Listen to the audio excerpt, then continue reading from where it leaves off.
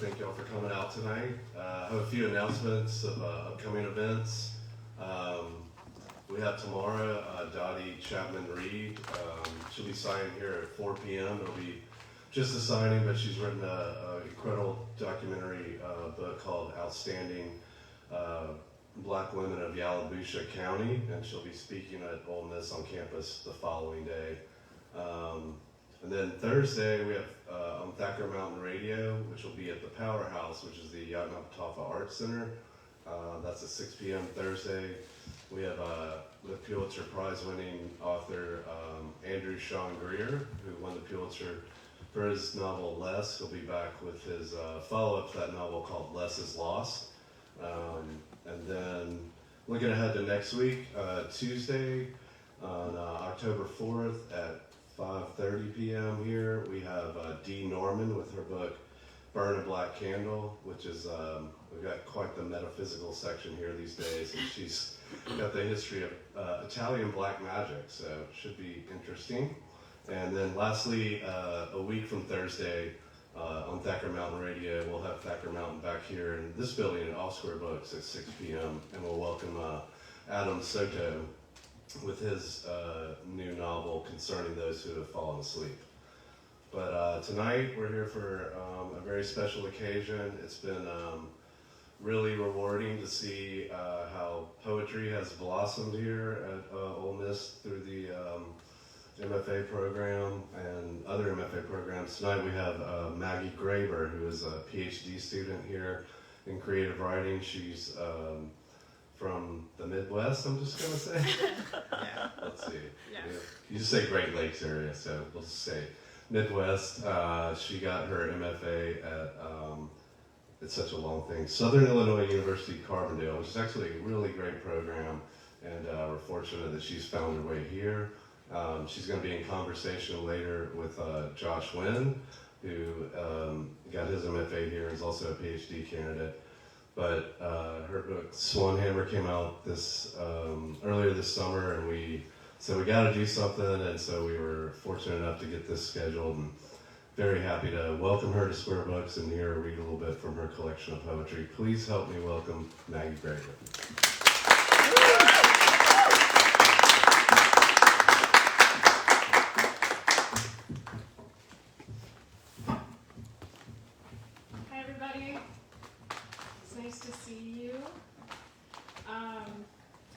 This is my first book, and I'm going to read some poems from it to you. Thank you for being here. Thank you for Square Books for hosting. Joshua, thank you for being in conversation with me later. Wait, what? Yeah.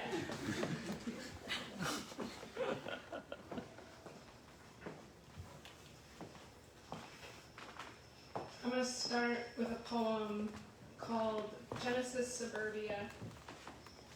And there's a content warning. There is a reference of suicide.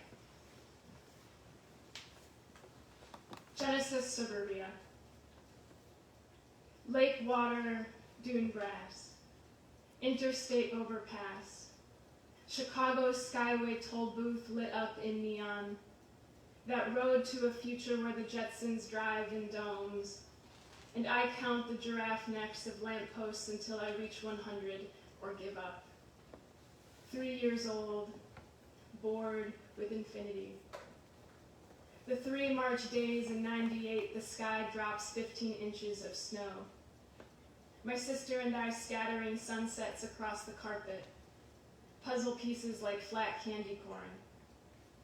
Each night we sleep like caterpillars in sleeping bags by the fireplace until the power surges back, the house aglow with epiphanies. Tire tracks and cornfields. A June night, a deer leaps across the gravel in front of our car. Bridging the chasm of the 2 corn-stalked worlds on either side of us, I swear I hear the thin bones of her legs bounding toward us in the second before we scream. Kite in the trunk. Viking face stenciled green on a white water tower. Dog walkers at dawn. Plastic swans on the ponds. Organ pipes, wooden pews, Jordan's Bowls, Chicago Tribune, Christmases in Evergreen Park, the checkerboard floor of my aunt's kitchen, my cousins and uncles twisting their mouths into James Stewart, one thought bubble above us imagining George Bailey sprinting through snow after jumping off a bridge. So ever since I was 6, we celebrate Christmas while referencing suicide.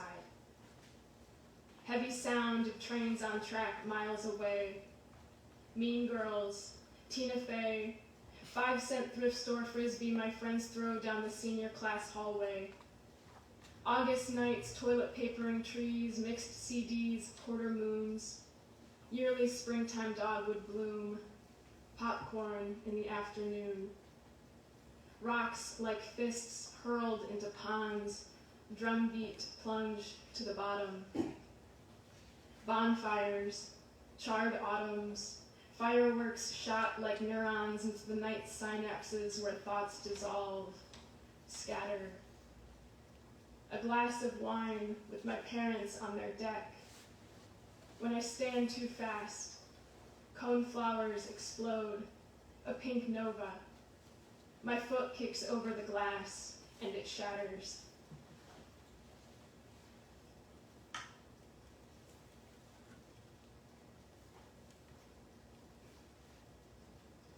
Self-portrait as Hammer. The grip is everything. Then the swing back and journey down. Song of steel forged in a forge. Let me do the work. The marriage between the body and the tool. The way I bend gravity in your hand. Before I could build anything, I had to learn what God gave me. Bag full of nails, the stone my body becomes in thought. Look at the nail planted like a stem, what we can build and take apart. To make a bird, you need 2 birds. To make a hammer, you need another hammer.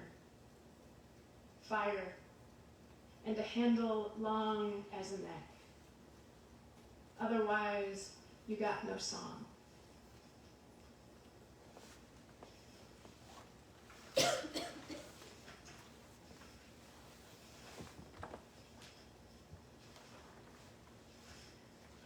This one is called Eye Contact Screens.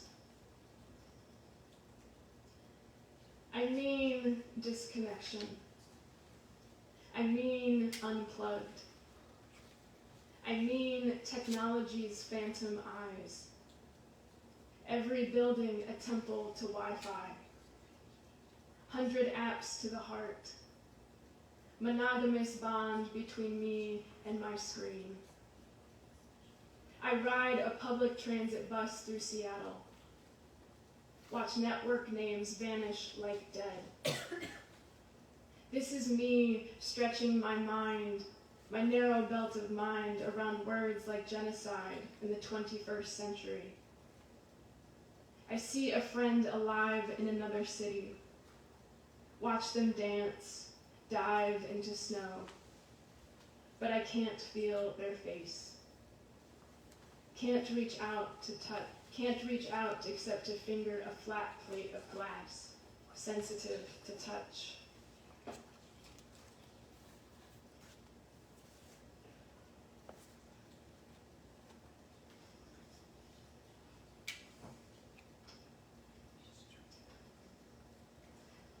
This next poem I'm going to read is about a stupid thing I did once.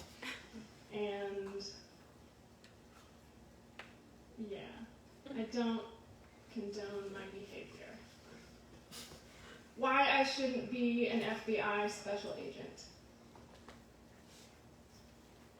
Friends, today on this rainy April afternoon, while searching the job boards of the internet, cup of coffee near my hands hovering above the alphabet, I learned I could apply to be a special agent for the FBI.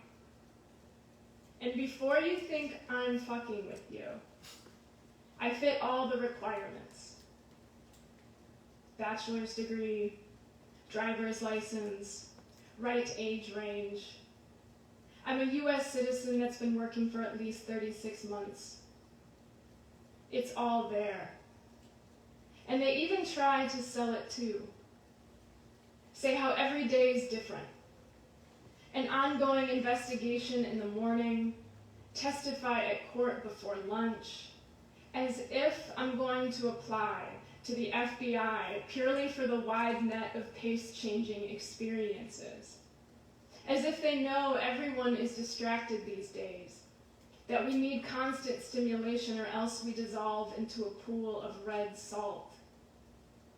And I'd be lying if I said I'm not considering it. I'm a poet, after all. What if there is an X-Files type gig lurking in my future, and I never get to write all those extraterrestrial poems inside of me because I felt pressured to stay in my field? These are questions worth considering. I'd probably be required to carry a gun, and I'd probably be expected to use it, which I do not want. The only time I've ever fired a gun was in a cornfield in southern Illinois near the confluence of the Ohio and Mississippi on the 1st of November a few years back. An accordion player with dreadlocks and a Robert E. Lee tattoo on his stomach was in town for a show. A pal of the girl I was into at the time. We all went to get bagels after beers from Winston, the old man with the bagel cart who loved shoveling carbohydrates to drunken college students. We talked about the guns in his trunk, and because I was curious, and because it felt like an experience I needed to have, and because I thought it could maybe impress her. Before we knew it, we were in the next town over, the cold metal heavy in my hand, and me aiming the barrel into the quiet nothingness of that field. I fired twice. Once straight ahead, the second cocked a little higher. The next morning, I woke up, panicked that the bullet strayed through a window, found a home in an old woman that couldn't sleep, who was reading the paper and drinking tea at her kitchen table, or that it greeted an older man getting out of his pickup truck, or that it found a dog.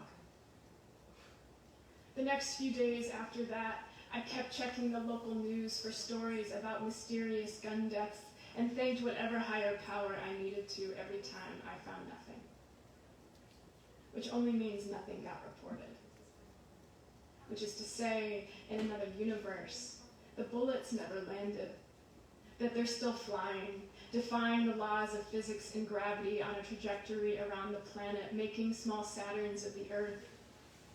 Those bullets that sped away like two drag racers, like fireworks exploding in my hands with the small balls of cotton in my ears, the way this girl always made me want to try new things, even though she stayed behind the wheel the entire time.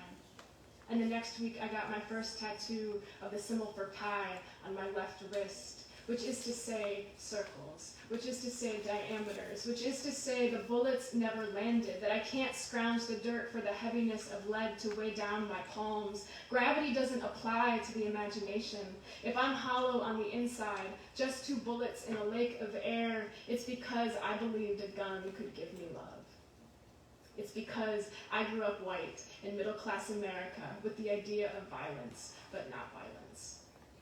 Which is to say, the mind can justify anything, even this poem.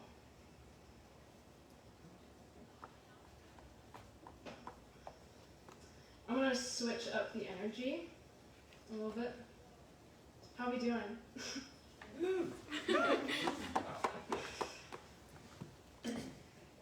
One thing about like this book, this title that has like really kind of lodged itself in my consciousness is like the hammer is this like heaviness, this real weight, and then you have this ethereal grace of swans somehow, and they go together for me.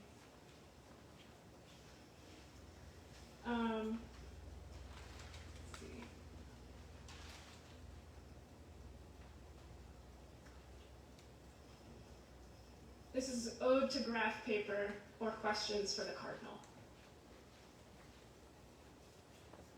Little squares, crosshatch, checkerboard, black and white tile floor laid out in quadrants, double axes, intersections. I love how you cross perpendicular like that. Love 90-degree angles, right elbow bent, palm running parallel to trees, saying yes. You rise. Roots witness to rain, limbs reaching from columns, listening to quiet equations. Wooden monks chanting to a girl. A rose inked in black on her spine, centered in numbered coordinates, the bloom plotted 0, 0, which does not translate into two nothings next to another on a train, but the place where negative meets positive space, where breath threads through earthy fabrics, bones build adobe, and a red gymnast bird hops back and forth on an electrical wire drawn like pencil lines through sky. Oh, little wingspan, little horizon fluttering in air. Were you there when woman rose vertical to face the sea? Was it a night like this, little bird? A moon like this when you stitched to blue quilt of sky? Does the song rise and fall according to its slope? Tell me, do the notes move left to right like beads inside your throat?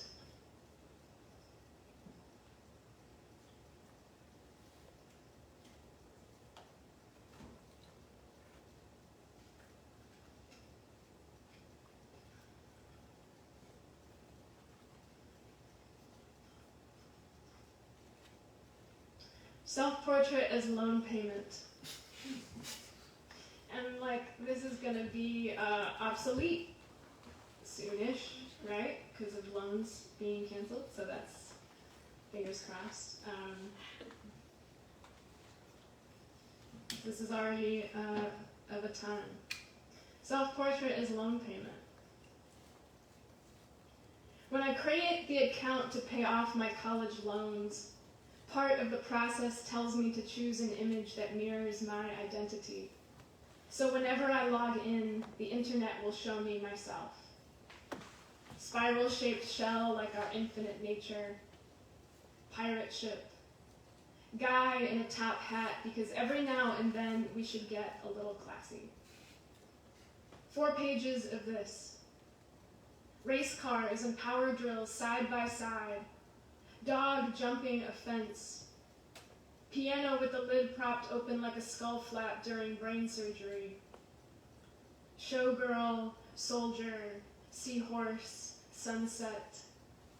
Da Vinci's Vitruvian man in between the plastic pink face of a Ken doll and a stapler. I know a white guy made this list too, because the woman in the 3rd row wearing red lipstick is simply labeled woman, whereas the scholar is a white man in glasses. Moments, too, I think an existential crisis could occur. The cartoon hand pointing to a clock in the next box, pearled glaze of an eyeball, bridge connecting liberty with butterflies. How could I choose just one? Am I not the exoskeleton of a beetle, the sour face of a frog? I want to be half rooster, half waterfall. 1/3 rubber duck, 2/3 box of crayons.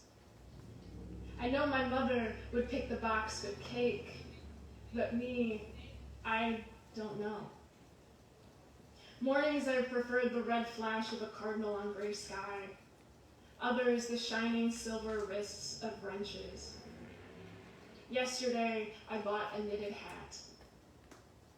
I could pick the waltz, a magician, or a boxing match. But before I choose the skull and crossbones of a pirate flag, reasoning death is like the one true thing. The buttons linking to the previous and next pages freeze. So I'm left with Michelangelo, Mona Lisa, the seahorse, or Barbie's BFFL, boyfriend for life.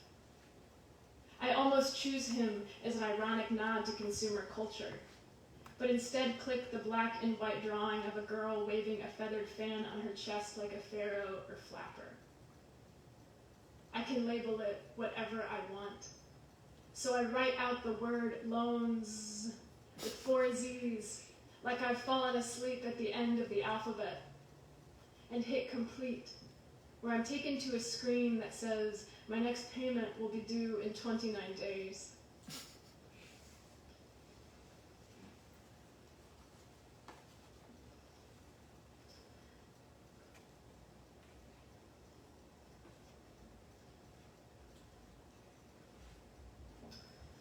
This is going to require a little bit of audience participation. So if you know your zodiac sign, if I mention your sign in this poem, you have to just raise your hand. So like, if I don't mention it, you don't have to, but if I do, then you have to be honest.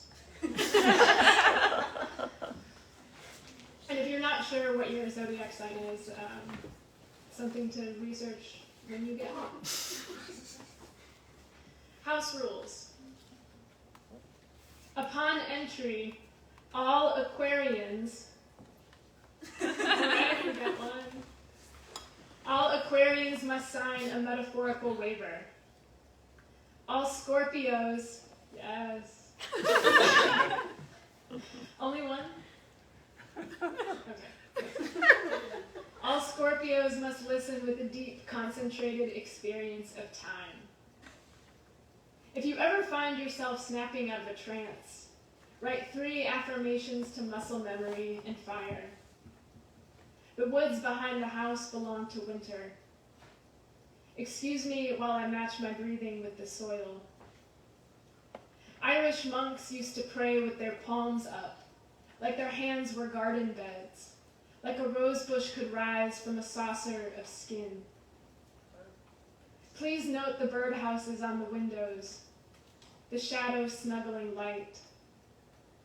Be sure to stand inside the circle beneath the chandelier of elk antlers I found by the river. Somewhere I have hidden a key. Find it, then find the door it opens. Hint, do not overlook the liminal space between summer and fall, which is where we are. Very exciting. Here is a portrait of Dennis Rodman, the first anti-hero I ever loved. I was going for a tattooed grace. I was going for offensive rebounds. Until I breathed the air in the Upper Peninsula of Michigan, I never understood the phrase frogs in your throat, which says more about me, but we can't always control who we are. If you build a fire, please do so in the designated stone circle with rocks from the Great Lakes. At this desk, come up with the plural form of your given name. More than one of me is a tradition. Here is the piano and drums. No one else is here yet. I'm so happy you came.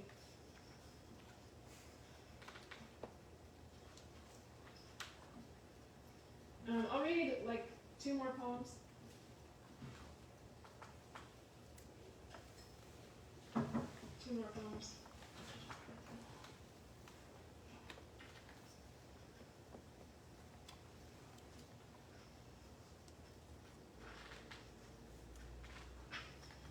Moonrise Ritual.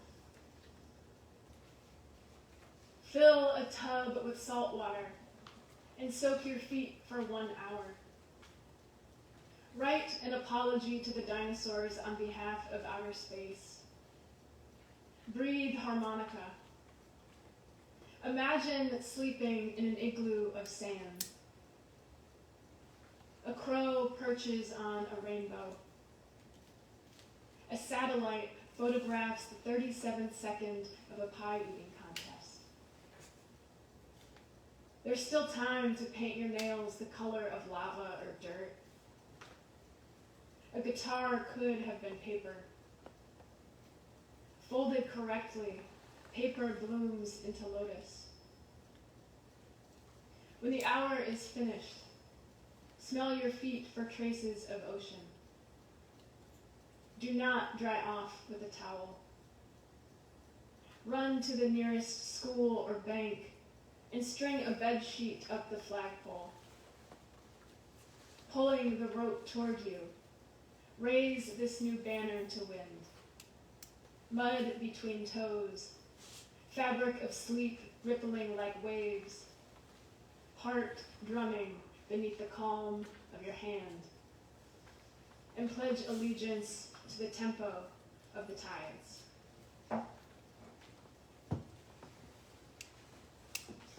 And this is the last poem I'm going to read. Thank you all so much for being here. Thanks so much for listening to me read my poems. It means a lot.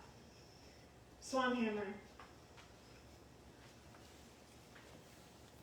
Before I fall asleep, the girl who lives inside me dangles like a bat in a cave. When she speaks, her voice a conveyor belt, lobster claw tongue. Before sleep, the girl inside me hammers the wall of my skull. Light rides in on a wave of flat paper swans. She folds one. She folds another. She's trying to tell me she knows the way out. Thank you so much.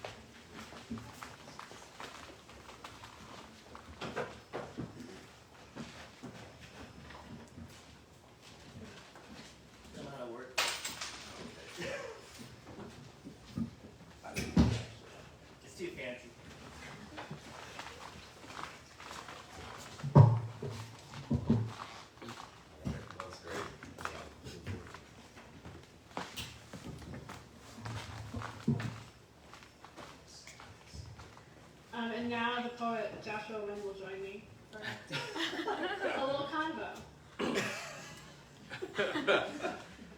Hi, I'm a little wobbly. Not from the chair, just from the reading. It kind of blew me away. Thank you for reading. Thank you. Thank you for writing. Thanks for being my friend. So if you don't know, we have an English department basketball team play on Sundays. You can catch us playing. Our mascot is Faulkner. Our team name is As I Lay Dunking. And Maggie is like Steve Nash on the court. Although when you're angry, you are like Dennis Rodman to me. So I want to open with the fun question of when you think about basketball, playing basketball, watching basketball, the process, is there any similarities with the thinking process of writing poetry? Wow. That's a great question. I grew up playing basketball. I feel like as a kid I was always I felt very home in my body, even if I was wily and running around. And I gravitated towards basketball. And I have a poem that isn't in this book, but I kind of talk about the jump shot being my first poetic form. Because it's you have a form that you're using. And I think basketball has given me a way to think about form in a way, fundamentals, little things, if I do dribbling drills, that's sort of knowing how to use an image or how to use simile or metaphor or something. So yeah, but I don't think I think about it. I think in my mind now they tend to not be as connected. Yeah. Or they're not like. I'm thinking of Ross Day's book, Beholding, which takes that like Dr. J basketball move and like expands on it. Well, if anyone wants to play one-on-one with Maggie after this, you can go through the courts if you're down. Okay. So I was thinking for the structure of the rest of this Q&A, I'll say 4 more questions. And then because I feel like sometimes you don't get enough of the audience questions like right at the end, I'll open it up to y'all for any questions in case we'll squeeze one in there. And then I'll ask one final question. That sound good? So, Swan Hammer, subtitle, Instructor's Guide to Mirrors. Your first poem in this book, when I first read it, I wrote so many annotations because I felt like it was an ars poetica for writing, for life. You use so much work with the imperatives of this book, so much direction towards the reader. And I was wondering what you hope those imperatives towards the reader function as, or what you want the reader to come away with. Yeah, I didn't even realize that was something that I was doing. Like, when I realized that I had a number of poems that were like directed to a specific person, or whether that's like a TV character or Miss Frizzle or this person that I will never know who stole my debit card. Like, I just had a lot of like direct, like one-on-one, and maybe that's a basketball thing, like one-on-one kind of like questions. Like, I needed to be very direct. I needed to know who my audience was, I think, in those moments. And I think it was also a way, because a lot of this book also is like coming to my own queerness and writing about that. And I think, so it's like a way, talking to one person or writing to one person is like a way of also like trying to understand something with myself. Or like, because the truth of it is like, we're all on planet Earth, and like, we all are here and have things in common, and so I think I was always kind of like trying to find that common ground, or just find a space where I could communicate with people, or that I might not have the space to do that, like outside of a poem. Like, I needed to go deep, I think, and I needed to kind of go in uninterrupted, which I think the poem kind of allows for, like, to have that time to just be like, I'm talking to this person. And so when I realized that was happening, I was like, I think the Instructor's Guide to Mirrors can like kind of help structure some of that work that happens, especially in the beginning of the book. Yeah, when you said, you're trying to find a common ground, it's funny because the other day I learned that you have an undergraduate degree in religious studies, which is like really funny. That blew his I mind. don't know why. We never talked about that. And then you were also a nun in the past life. Yeah. I'm just joking. But there is like this pull towards not a universal like audience, but like trying to pull like something common and intimate from each reader, hopefully. And I felt like you were in conversation with like the lineage of eco-poetics of like Noah Dungy or Music Matado or Ross Gay, I feel like there was some like pull towards the common ground in that aspect. So I think my question is just, in regards to eco-poetics, how do you see like this book like subverting or adding to that lineage of eco-poetics? I think one thing for me is that it does feel very much like a book of this millennium. I'm very much a person that was Like, I was 14 when 9/11 happened. The internet really was a part of my coming of age. But I also have memories of not, this is all a way to say I'm a millennial. But I also have memories of not having the internet. But the internet has changed everything. And so I think I was really, and I think if there's one thing that I'm very kind of like maybe balancing is like the need to be grounded in the natural world and like notice things in the natural world while also acknowledging that the world we live in is filled with technology and the 21st century has its own issues and obstacles and problems that we have to reckon with. So I think in some ways I'm trying to bring those together. I think I'm trying to not ignore one over the other. So. Cool. When you read your poem about applying to be an FBI agent, I thought about the one time I was drunk, and one time you were drunk, and we were drunk together. Sorry if I'm putting our No, voices this is out. fine. Yeah, one time we were drunk. We were at Rock House Live. We were playing pool, and it was 4th of July. Oh, yes. And a man walked in, and this burly man, he had like American flag bandana, American flag like tank top, and American flag swim trunks on, and a Houston Astros ring on. Yes. And we sparked a conversation with this man, and you had a really good like way of finding common ground with this person. Like I think they were going through something like a death in their family. Yeah. But then there was a point where this flag man, American flag man, was like, you just gotta think about the positives in life. Think about all that's good. Just ignore what's bad out there.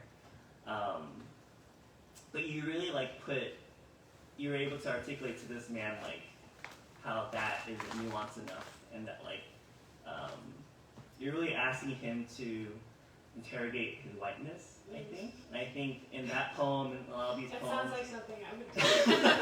I think in that poem and a lot of these poems,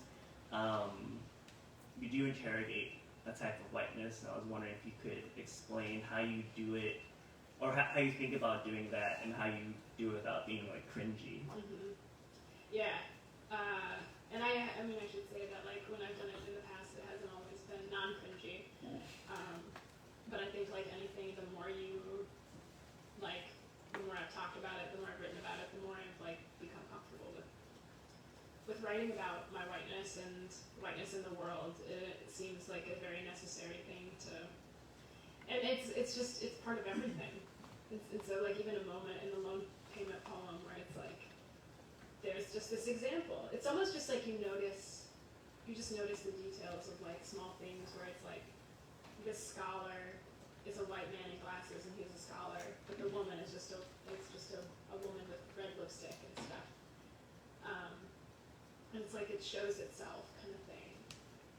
And then there's some poems, there's one poem in the book in particular about, I'm from Northwest Indiana specifically, and that's near Gary, Indiana, and that I think was a poem that like I needed to think about my own localized regional relationship to the place that I grew up, and also like not try to be a hero, because like that's not what the poem is.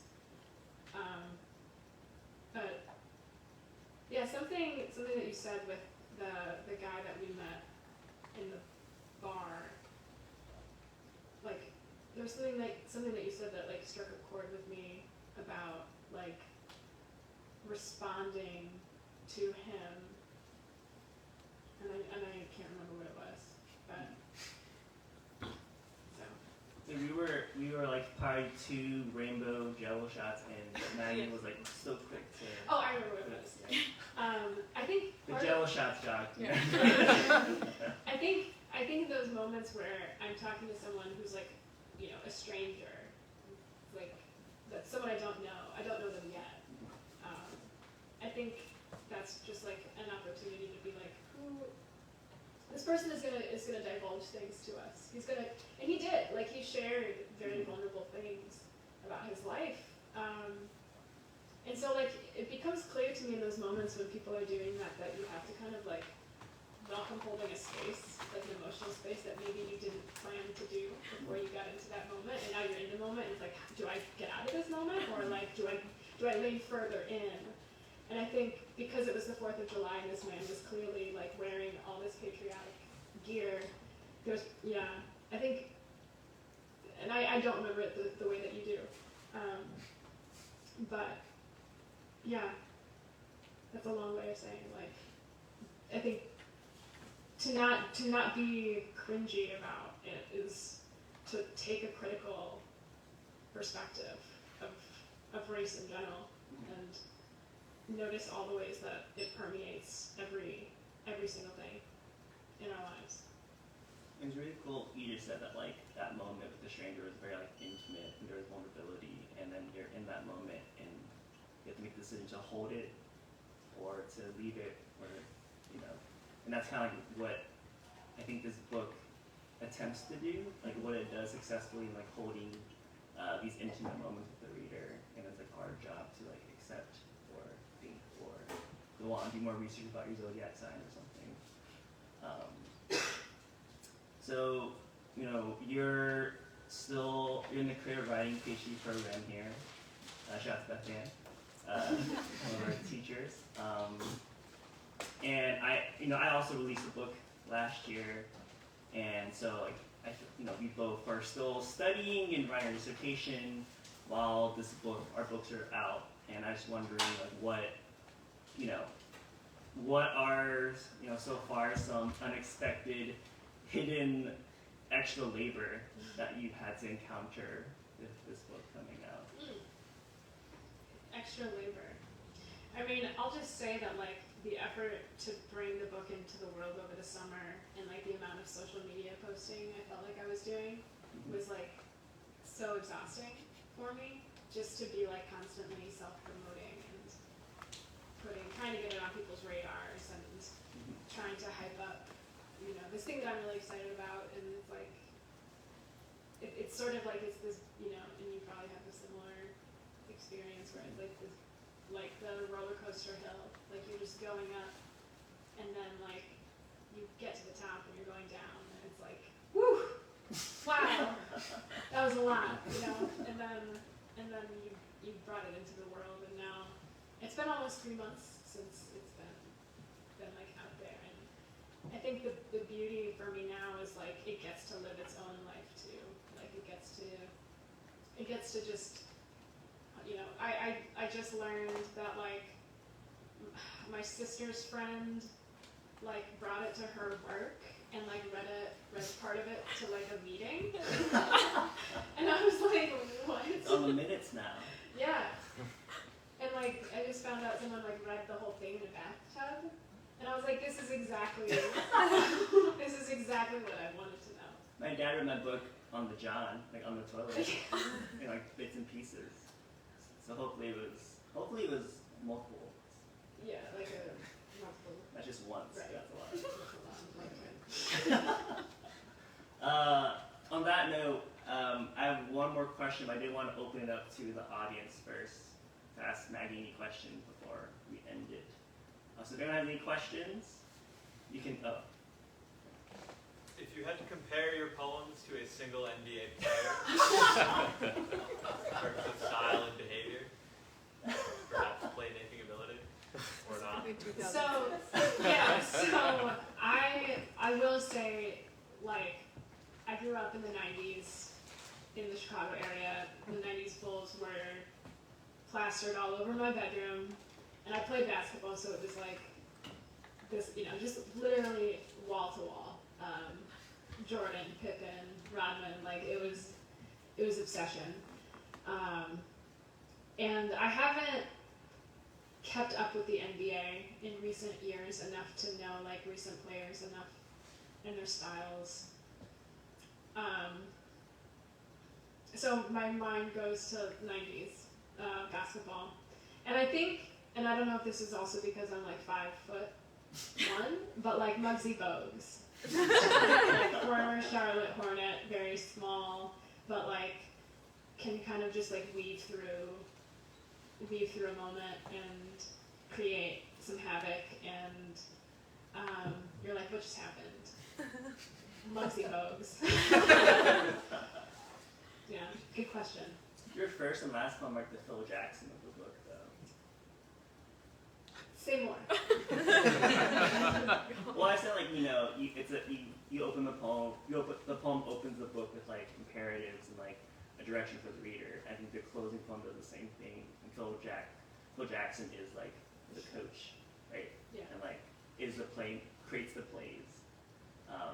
So I think those poems are like the playmakers for the rest of the quarters of the book.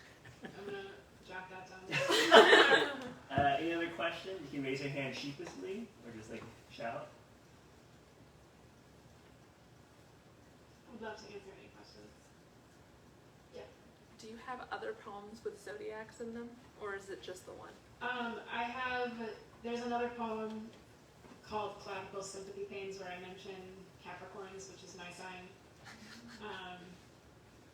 And I think that might be it. But it does make an appearance. What about the Zodiac Killer? I'm sure. No Zodiac though. Gotcha. Any other questions from the audience? You have time.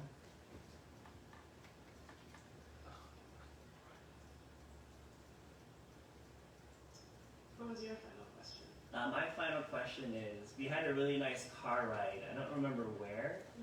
And we were driving through campus. We weren't drunk. We were sober and don't drink and drive. I thought Marina thought we were. What?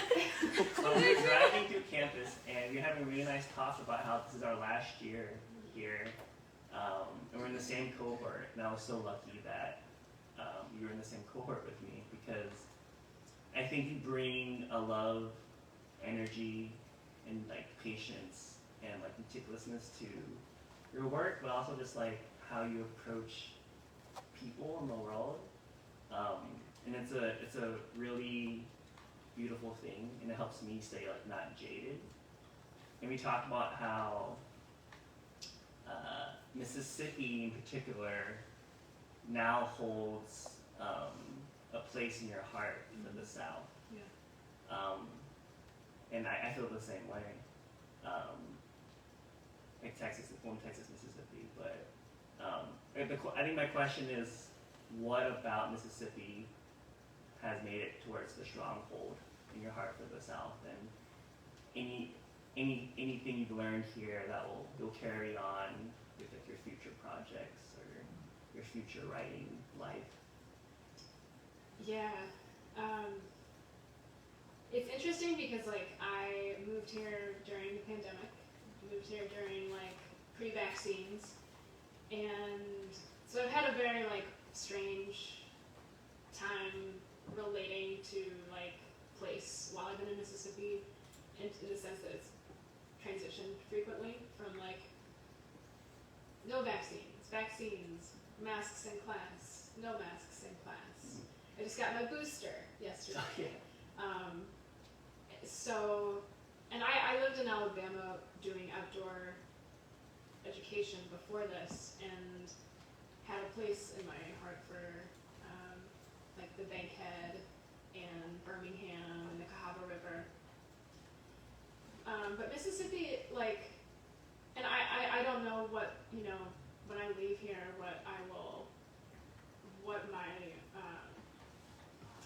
it's hard to say, like, because when you leave a place, it becomes the past tense. You're like, when I lived in Mississippi, and it's always like this thing that happened, but your life is where you are now.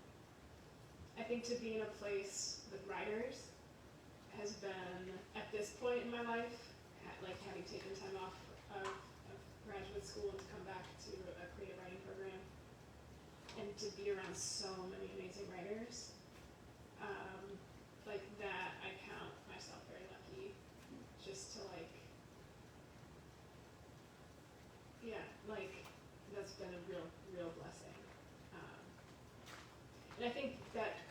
conversation that we had, it was this real moment of like, I think I used the word substantial. Like Mississippi has become something substantial to me. And even just, I love the natural world here. Like, regardless of anything, like I love the plants and the flowers and the birds and like even just like looking at a flower and seeing a tiny insect inside of it, like yeah, I don't know. The South is as someone who is not from the South has been has given me a lot and has reminded me like the way that we think about the country is really strange, I think, in general.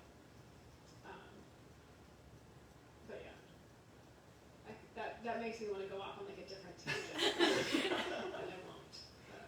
But we're lucky to have you in this town and to know you and to read and you read your work. And make one more round of applause for Maggie.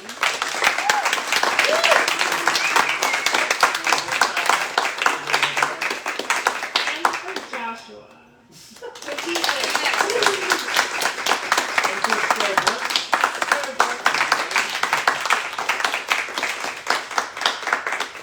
so yeah, I'll sit at this little table if you have a book that you would like me to sign. Thank you all so much for coming.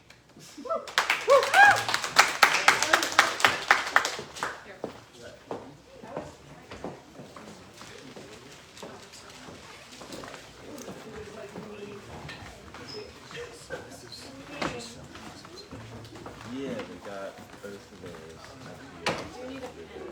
Get the book.